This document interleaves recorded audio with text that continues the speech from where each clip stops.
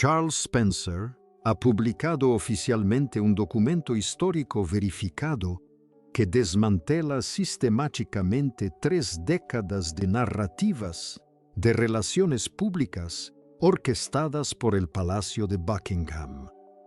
Un jueves por la mañana, desde la biblioteca de la finca familiar de los Spencer en Althorp House, Northamptonshire, presentó una hoja de papel azul claro que altera radicalmente el registro histórico sobre la princesa Diana y la princesa Ana. Durante exactamente 30 años, biógrafos reales, personas cercanas al palacio y medios de comunicación internacionales han perpetuado una narrativa específica que las dos mujeres eran acérrimas rivales.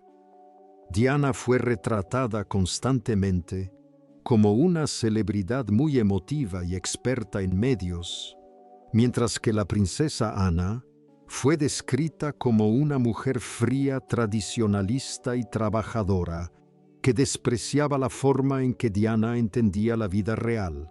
El documento recientemente publicado demuestra que esta versión era completamente inventada. La carta evidencia que durante el período más vulnerable de su separación matrimonial, la princesa Diana consideraba a la princesa Ana su aliada más cercana y la única persona dentro de la institución real capaz de proteger a sus hijos de la burocracia palaciega. La logística de esta publicación se coordinó meticulosamente para evitar cualquier censura institucional. El documento no fue hallado casualmente en el cajón de un escritorio. Fue recuperado de una bóveda de alta seguridad ubicada bajo los cimientos de Althorp House. Charles Spencer aplicó estrictos protocolos de conservación documental, manipulando la caja de caoba y la carta con guantes de archivista de algodón blanco. Las características físicas de la carta son cruciales para su innegable autenticidad. Está escrita en papel azul claro, con el escudo rojo en relieve del Palacio de Kensington. La fecha en la esquina superior es 10 de agosto de 1997. Esta fecha exacta sitúa la creación del documento 21 días antes de la muerte de la princesa Diana en un accidente automovilístico en París. Spencer no entregó el documento a la prensa de inmediato. Antes de hacer cualquier anuncio público, dedicó 48 horas a colaborar con un perito forense de documentos de los archivos testamentarios de Londres. El equipo forense realizó un análisis riguroso comparando la tinta negra descolorida del bolígrafo, la consistencia de los trazos y los puntos de presión específicos de la escritura, con cientos de documentos verificados que se conservan en el archivo de la familia Spencer. El veredicto forense fue absoluto e irrefutable. El documento fue escrito y firmado indiscutiblemente por la princesa Diana. El contenido de la carta desencadenó de inmediato una crisis en los departamentos jurídico y de comunicaciones del Palacio de Buckingham. Diana escribió explícitamente que 48 horas antes había obtenido información altamente clasificada de una fuente de confianza que operaba dentro de la oficina del registro del palacio. Esta información filtrada detallaba una estrategia administrativa coordinada elaborada por altos funcionarios de la corte para reducir sistemáticamente su dispositivo de seguridad global al mínimo absoluto. Diana describió esta estrategia como una trampa administrativa. El objetivo explícito de los cortesanos del palacio era crear un entorno logístico hostil que la presionara para que renunciara a sus operaciones mediáticas independientes y a su independencia filantrópica. Lo más alarmante es que Diana describió una amenaza legal específica con respecto a la custodia y la crianza de los príncipes Guillermo y Enrique. Escribió que la administración central pretendía invocar un antiguo mecanismo legal contemplado en la Ley de Matrimonios Reales de 1772. El objetivo era iniciar una disputa privada por la custodia, haciendo valer la prerrogativa constitucional primordial de la soberana para controlar la educación, la residencia principal y los movimientos diarios de los jóvenes príncipes. La principal preocupación de Diana no era su propia imagen pública ni su situación financiera. Expresó un profundo y urgente temor ante el ambiente frío e institucional que consumiría a sus hijos si la apartaban legalmente de sus vidas. Describió explícitamente a los asesores principales que dirigían la Casa Real como una junta directiva corporativa que veía a Guillermo y Enrique simplemente como piezas funcionales de la maquinaria estatal, en lugar de seres humanos en desarrollo que requerían un afecto parental genuino. Ante esta amenaza institucional, Diana apeló directamente a la princesa Ana. Renunció a los títulos aristocráticos formales y dirigió la carta simplemente a Ana. Diana le rogó a su cuñada que hiciera caso omiso de los chismes superficiales de la corte orquestados deliberadamente por la maquinaria de relaciones públicas del palacio para dividirlos. Diana afirmó que eligió a Ana porque la princesa real era la única miembro de toda la familia Windsor que poseía el valor moral necesario para mirar a un monarca reinante a los ojos y defender los derechos humanos fundamentales de una madre. Diana solicitó formalmente que Ana actuara como una barrera emocional y física inquebrantable entre los jóvenes príncipes y los tradicionalistas que buscaban convertirlos en símbolos distantes e insensibles del Estado. El método que Diana empleó para transmitir esta advertencia demuestra su absoluta desconfianza hacia la monarquía. Consciente de que la maquinaria administrativa central del Palacio de Kensington supervisaba sistemáticamente la correspondencia saliente, Diana eludió por completo la red postal oficial de la realeza. Utilizó un sistema de mensajería informal y de alta seguridad. Encargó a su chofer personal que transportara el documento sellado directamente a Gloucestershire. El chofer entregó el sobre en mano al jefe de caballerizas de Gatcombe Park, la finca privada de la princesa Ana, bajo estrictas órdenes de absoluta confidencialidad. Esta deliberada maniobra logística garantizó que el documento sorteara los protocolos de control del palacio y llegara directamente al escritorio de la princesa Ana. Antes de hacer público el documento, el equipo legal de Charles Spencer notificó con antelación a Clarence House como cortesía formal. Una fotocopia de alta resolución del manuscrito fue entregada al secretario privado del rey un miércoles por la tarde. La llegada de esta carpeta desencadenó una actividad frenética en el departamento legal del palacio. Los abogados de alto rango pasaron toda la noche revisando las leyes del Royal Trust de 1993. y la ley de secretos oficiales para determinar si la corona tenía algún fundamento legal para presentar una orden judicial que impidiera la publicación. Finalmente concluyeron que carecían de autoridad legal. Dado que la carta física original fue descubierta en los archivos privados de Althorp House, debido y que estaba dirigida a un particular en lugar de a un funcionario estatal en funciones. Fue clasificada legalmente como un artefacto histórico independiente. Quedó completamente fuera de la jurisdicción del Royal Collection Trust.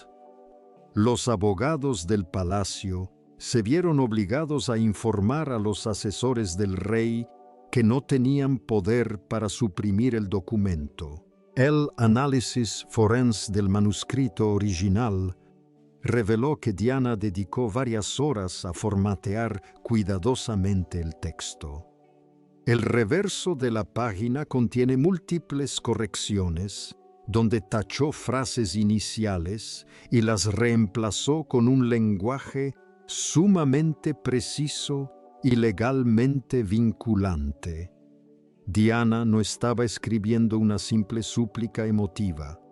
Estaba creando un registro legal formal, diseñado para perdurar tras su muerte y proteger a sus hijos durante cualquier futura crisis constitucional. El documento también contenía un detalle sumamente explosivo que desató una nueva ola de pánico en el Palacio de Buckingham.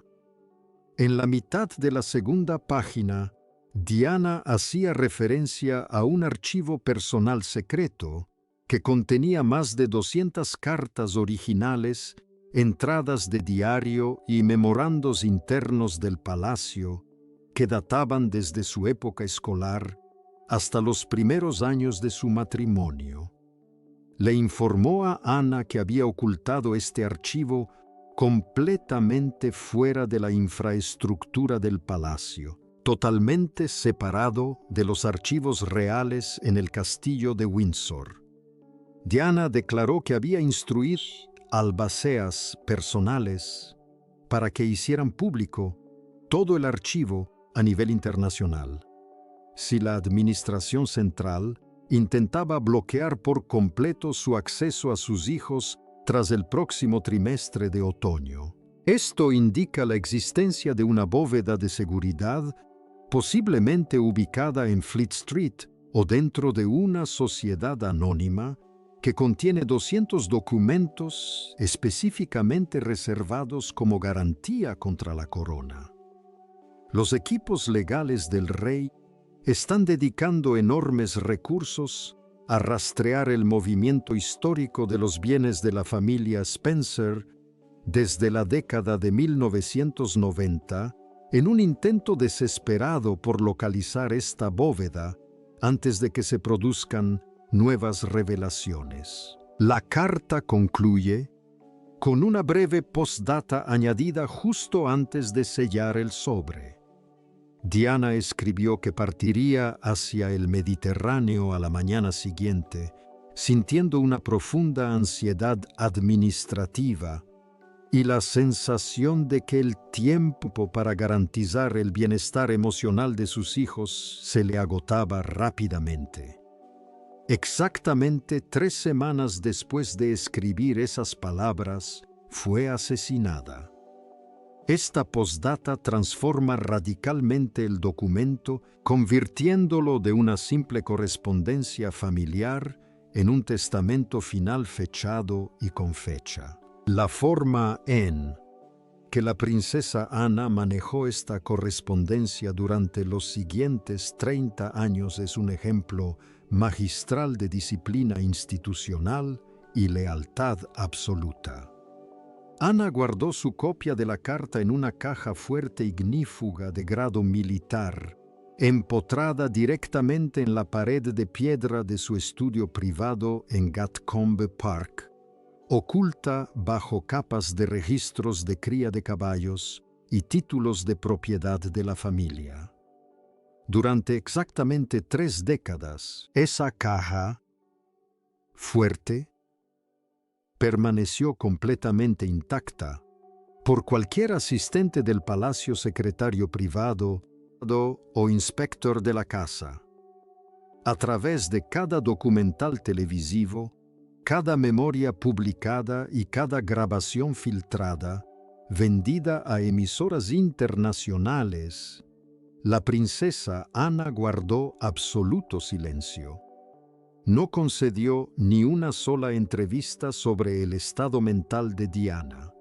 No autorizó ninguna declaración a la prensa para corregir la falsa narrativa histórica que rodeaba su relación. Las realidades estructurales de sus deberes reales explican este silencio. La princesa Ana ha dedicado toda su vida adulta a ser el pilar fundamental de la infraestructura tradicional de la corona.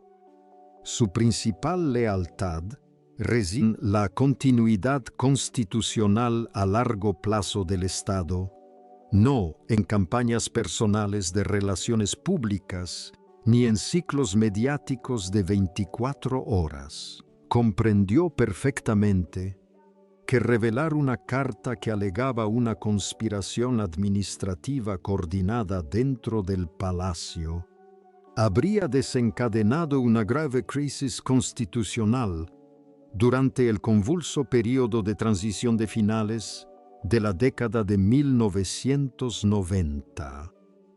La consiguiente indignación pública habría descarrilado por completo la estabilización de la monarquía y amenazado directamente el futuro reinado de su sobrino, el príncipe Guillermo. En lugar de emprender una guerra pública contra los asesores del palacio, Ana optó por absorber la enorme carga emocional de la carta en total aislamiento y desempeñar con discreción el papel protector que Diana le había rogado que asumiera. Los registros oficiales de la corte de los años posteriores a la muerte de Diana corroboran el cumplimiento silencioso de este deber por parte de Ana. Entre 1997 y 2005, la princesa Ana ajustó discretamente sus calendarios oficiales de beneficencia y compromisos públicos para asegurarse de estar presente en la finca de Windsor durante las vacaciones académicas del príncipe Guillermo y el príncipe Enrique. No llevó equipos de cámaras para documentar su participación. No invitó a corresponsales reales a observar sus interacciones con los niños. Simplemente llegaba en su vehículo privado, pasaba horas paseando con Guillermo y Enrique por los tranquilos senderos del gran parque y les proporcionaba un entorno estable y sencillo, completamente aislado de las incesantes maniobras de relaciones públicas que tenían lugar en Clarence House. Mientras que los tabloides británicos pasaron años retratándola como una tradicionalista fría e indiferente a la tragedia de los niños, Ana estaba desempeñando activamente el papel de barrera emocional que Diana había solicitado. Además, los registros históricos que están saliendo a la luz indican que Ana y Diana coordinaron activamente sus acciones contra la maquinaria palaciega antes de escribir la carta, durante una cena familiar privada en el castillo de Balmoral, en el verano de 1996. Un asesor principal de la reina sugirió utilizar antiguas leyes sobre la propiedad de la corona para restringir el acceso de Diana a sus aposentos en el Palacio de Kensington. El objetivo era obligar a Diana a trasladar su oficina fuera de Londres, reduciendo así su capacidad para captar la atención de los medios.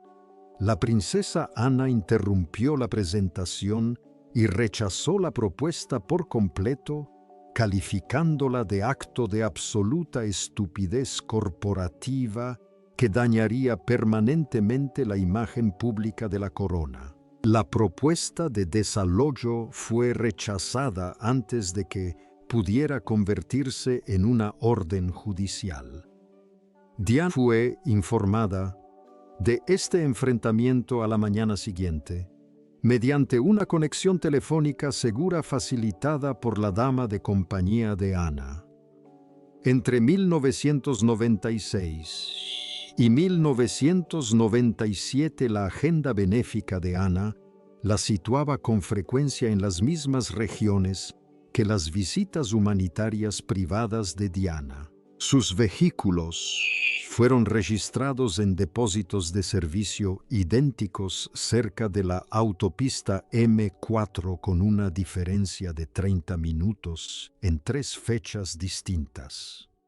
No se trataba de coincidencias de tráfico.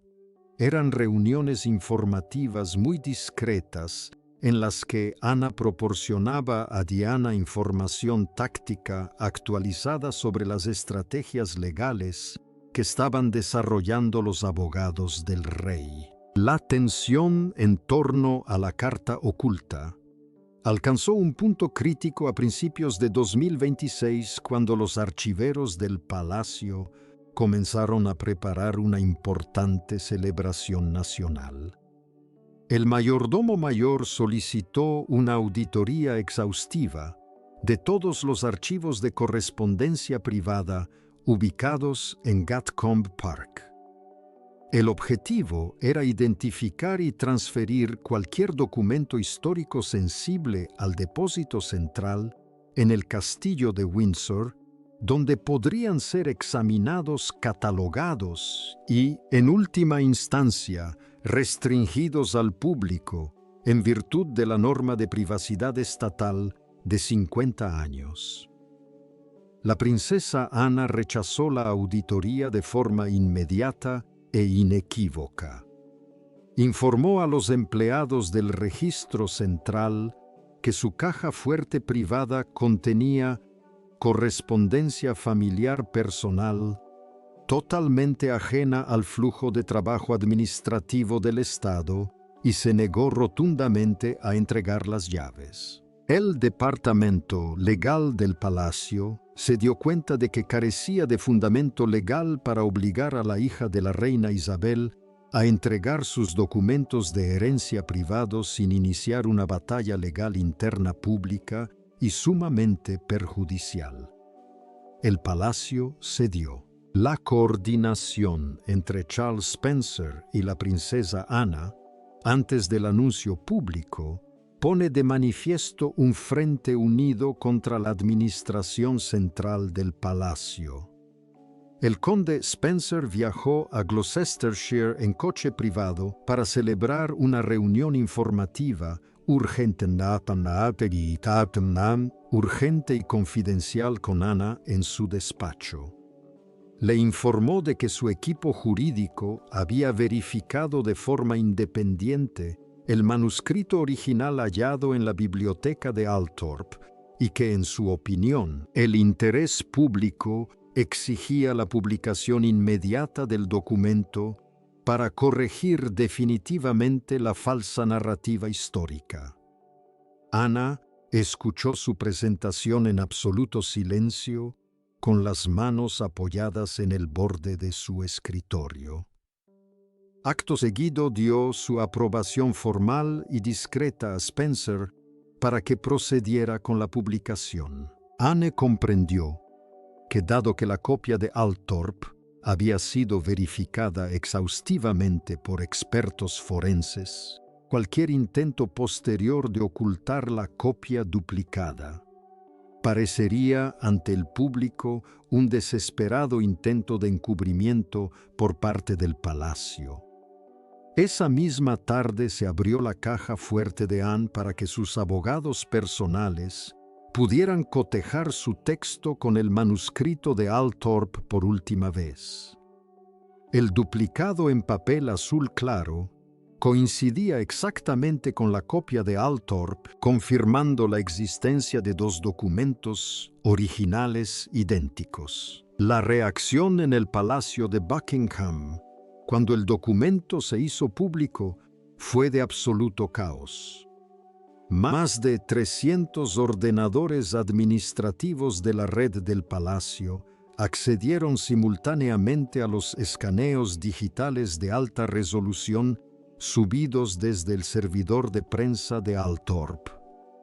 El flujo de trabajo diario habitual de programar visitas diplomáticas, coordinar la logística y redactar comunicados de prensa menores se detuvo por completo. Los directores de medios de comunicación abandonaron sus rutinas matutinas para agruparse alrededor de los principales paneles de control de medios.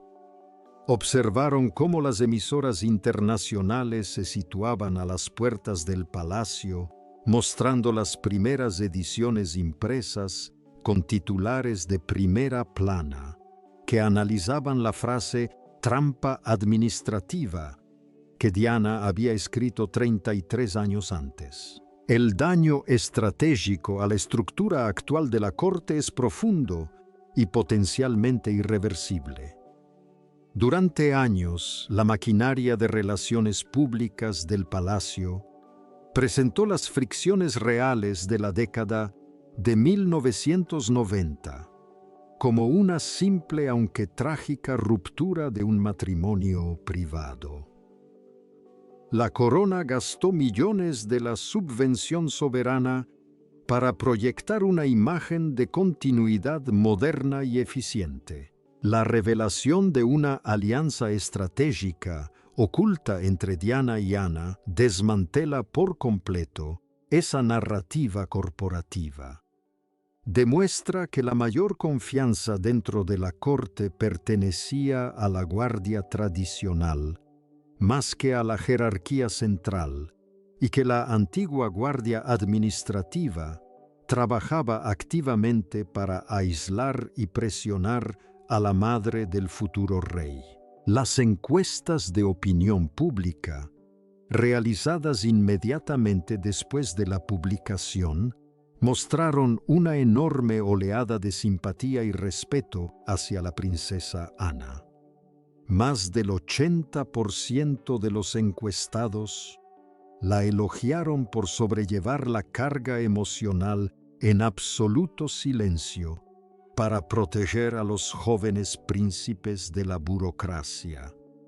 Por el contrario, la percepción pública de la antigua guardia administrativa se desplomó.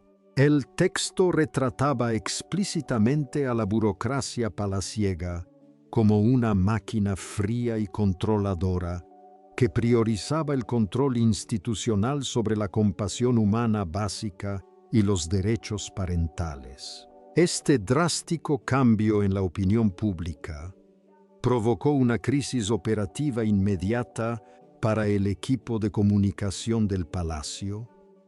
Tenían previsto lanzar una importante campaña mediática un viernes por la mañana para promocionar las próximas apariciones benéficas de la reina Camila en Londres. Tras la viralización de la carta de Althorp, los responsables de comunicación se percataron de que continuar con las actualizaciones de moda y las promociones de estilo de vida resultaría increíblemente insensible, mientras el público asimilaba la última y desesperada advertencia de una madre sobre la institución. El secretario principal del rey se vio obligado a congelar todo el calendario promocional y guardar los materiales de comunicación en el archivo hasta que la tormenta cultural se calmara. La crisis culminó en una tensa llamada telefónica entre el despacho del rey en Clarence House y la oficina privada del príncipe Guillermo en Adelaide Cottage. Los asesores del rey deseaban fervientemente redactar una declaración conjunta de la familia para defenderse.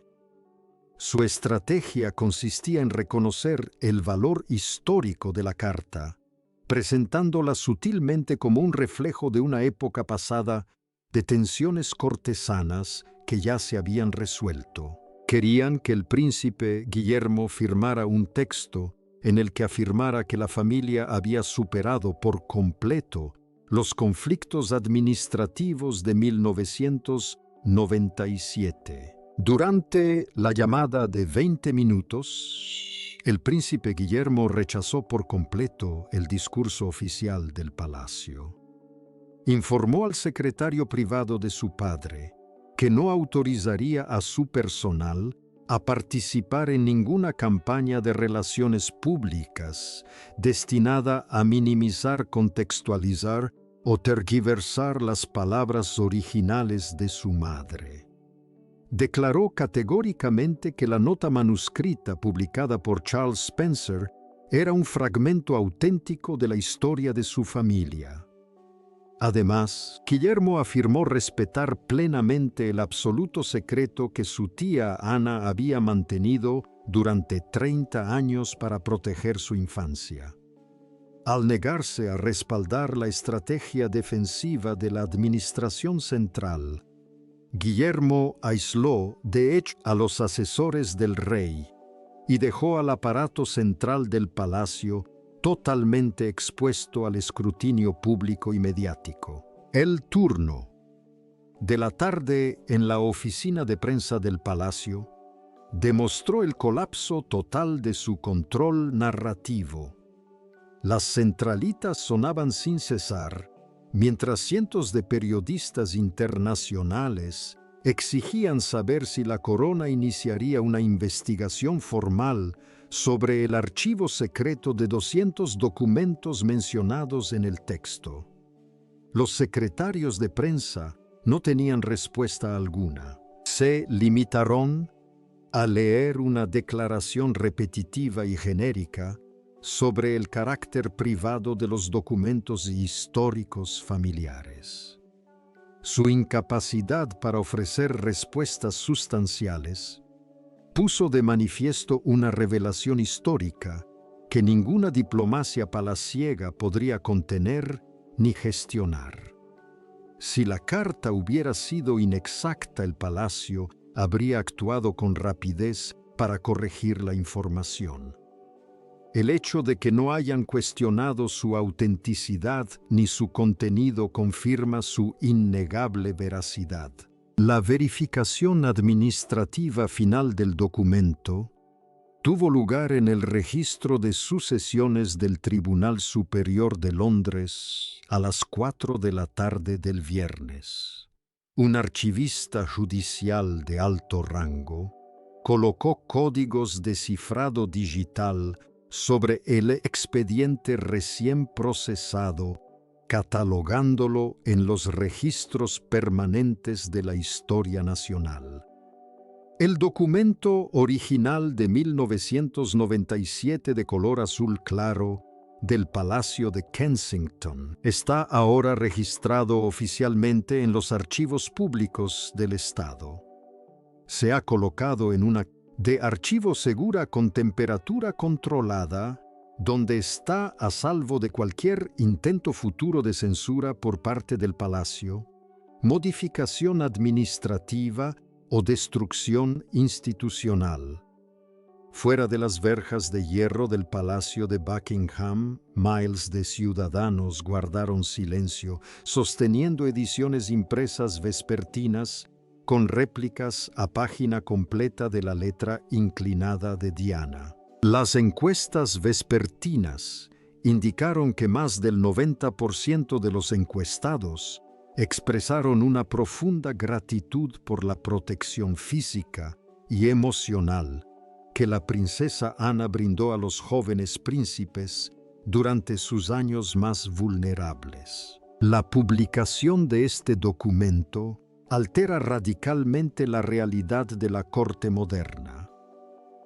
La administración central del rey Carlos se enfrenta a un escenario donde 30 años de meticulosa gestión narrativa han quedado anulados por una sola hoja de papel procedente de la bóveda de Althorp.